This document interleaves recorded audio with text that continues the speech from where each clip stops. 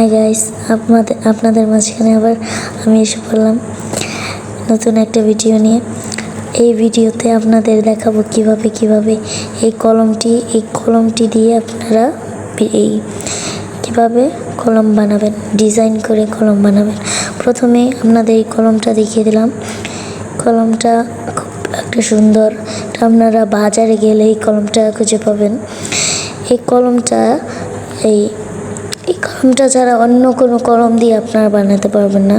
এই কলমটা দিয়ে আপনার সুন্দর একটা ভিডিও আসবে।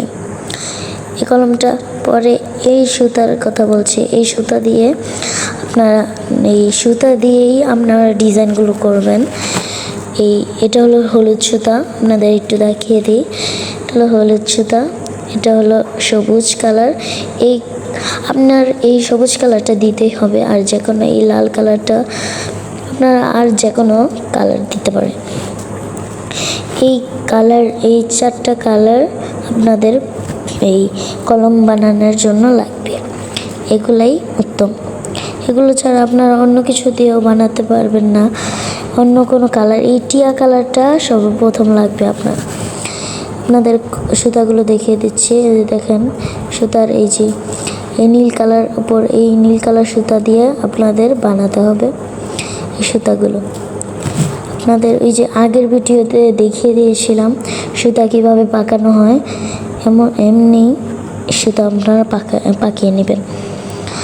তো কথা না বাড়িয়ে আপনাদের মূল জিনিসটা দেখাবো। এই জিনিসটা, এটা দিয়ে আপনারা ঘুরিয়ে পেঁচিয়ে ডিজাইন করে আপনাদের আগের ভিডিওতেও দেখিয়ে দিয়েছি এইভাবে কলমটা বানাতে হয়।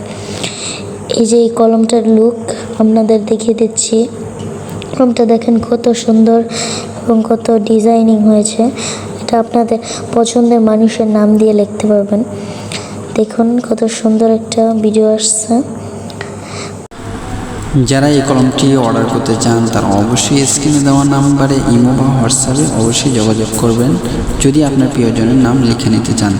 আর আমার ভিডিও যারা সাবস্ক্রাইব করেছেন তাদেরকে অসংখ্য ধন্যবাদ। আর যারা এখনও সাবস্ক্রাইব করে নাই তারা সাবস্ক্রাইব করে বেল আইকনে বাজিয়ে দিবেন যেন পরবর্তী ভিডিও সাথে আপনার কাছে আগে চলে যায়।